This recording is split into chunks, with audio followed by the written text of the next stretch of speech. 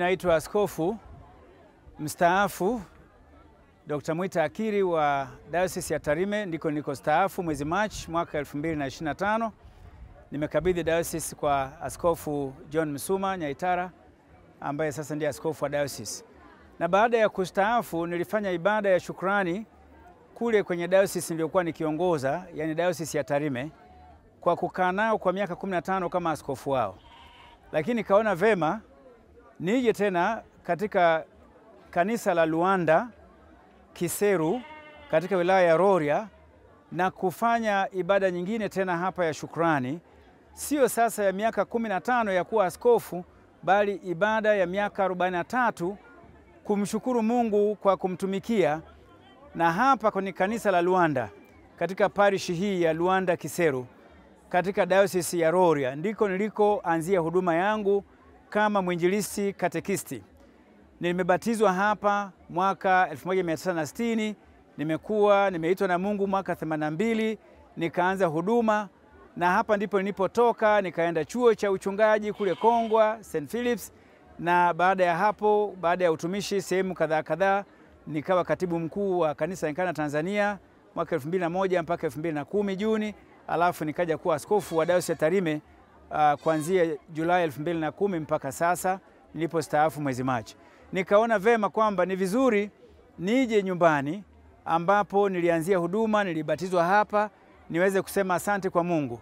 Nilichofanya hapa ni kukusanya marafiki mbalimbali ndani ya mkoa huu wa Mara na nje ya mkoa wa Mara, ili tuweze kutoa vyombo vya kwaya, vyombo vya uimbaji ambavyo tumekabidhi leo katika kanisa hili vya thamani ya zaidi ya shilingi milioni 3.5, ili waweze kuimba vizuri, waweze kufanya uinjilisti.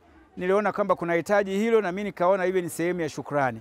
Lakini pia tumeungana baba askofu hapa Moses Yamu Masala wa Diocese ya Rorya ili kuweza kufanikisha shughuli nzima ya sherehe hii ambayo imehudhuriwa na makanisa mbalimbali katika eneo lao hapa, ama dinari tunavyoita Kianglikana. Imekuwa ni muhimu pia kwa sababu nimekuja leo na watu kutoka Tarime, kanisa kuu pale wamenisindikiza.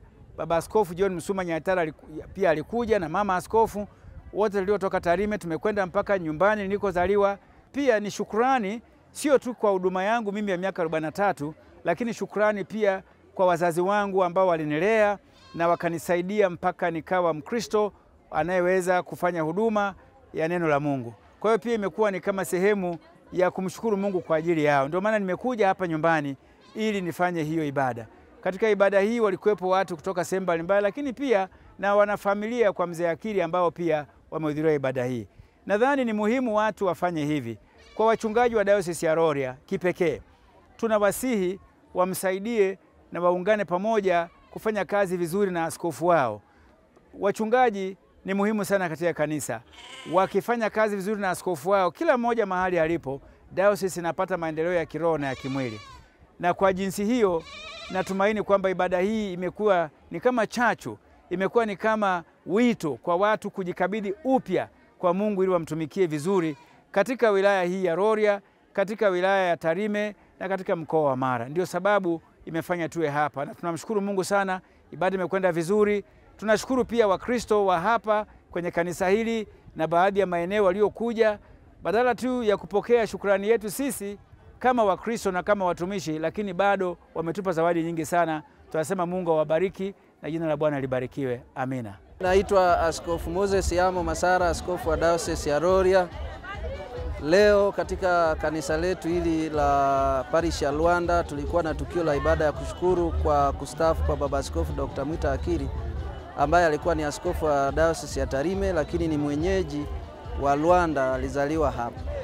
Askofu Akili amekuja kushukuru huko akitimiza miaka yake 43 ya huduma, na sisi kama diocese tulikuja katika kushiriki naye katika ibada hii.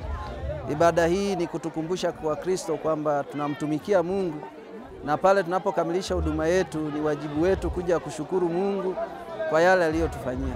Nitoe wito kwa Kristo wote kuwa na tabia na tamaduni ya kuja kumshukuru Mungu kwa mambo mbalimbali wanayopitia katika huduma, maisha, ili Mungu aweze kuwa kimbilio lao wakati wakifanya hizo huduma.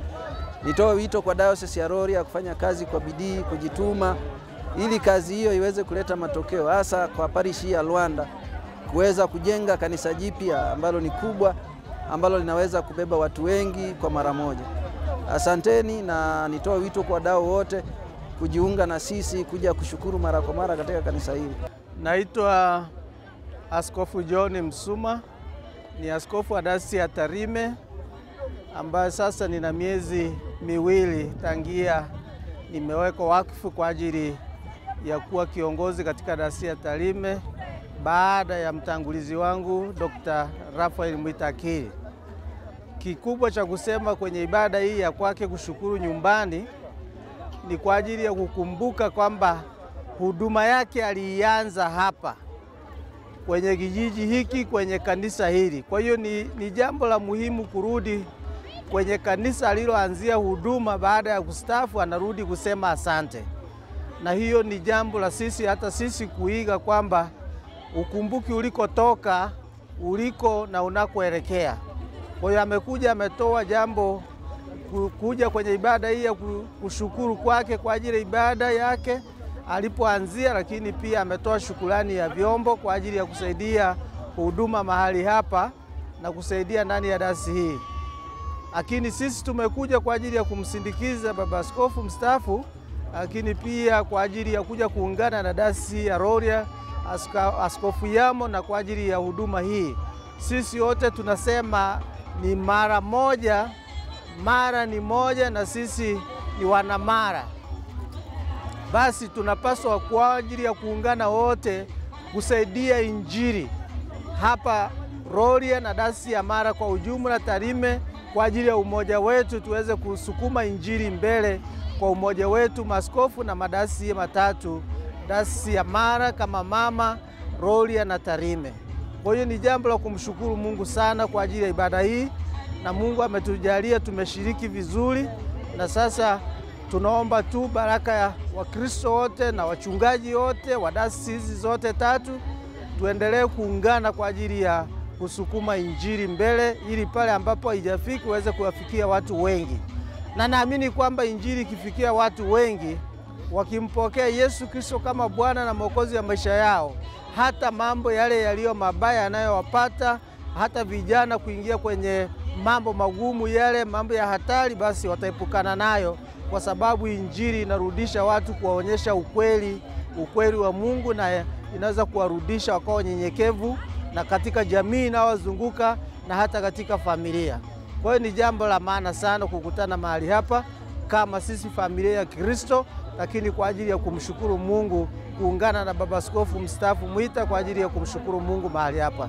Naitwa baba askofu mstaafu Hilikia Omindo Deya.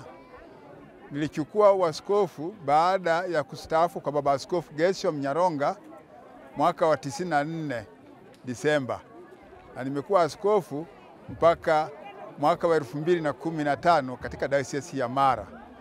Kwa kweli mimi nimeshukuru sana ibada hii ya leo ya kushukuru kwa baba askofu Dr. Raphael Mwita Akili, ambaye tumefanya naye akiwa mchungaji wetu katika dayosisi yetu ya Mara kwa miaka mingi, na baadaye akiwa katibu wetu wa jimbo la Tanzania kwa miaka mingi, na sasa tukamchagua akawa askofu wa Tarime Diocese, ambapo amefanya kazi kwa muda mzuri kwa bidii. Tarime ilikuwa ni diocese changa ndogo tulipogawa, lakini Dr. Akili ameinua diocese ya Tarime. Kazi ya Dr. Akili ni nzuri, ana uchungaji mzuri kama alivyofanya katika diocese ya Mara na kama alivyofanya katika jimbo alipokuwa katibu wa jimbo. Alifanya jimbo ikawa kitu kimoja, tulikuwa ni jimbo moja, diocese zetu zote zilikuwa na umoja na mshikamano. Tulikuwa tunapendana na kila diocese ilikuwa msaada kwa mwingine wakati wake akiwa katibu mkuu.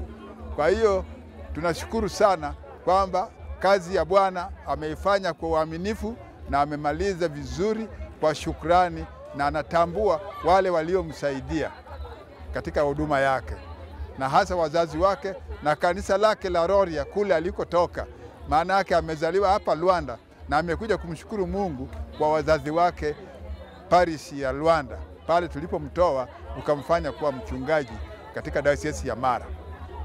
Mungu ambariki, Mungu abariki kazi ya mikono yake, Mungu abariki familia yake, na abariki kanisa letu na Diocese yetu ya Tarime na Rorya na Mara kwa ujumla.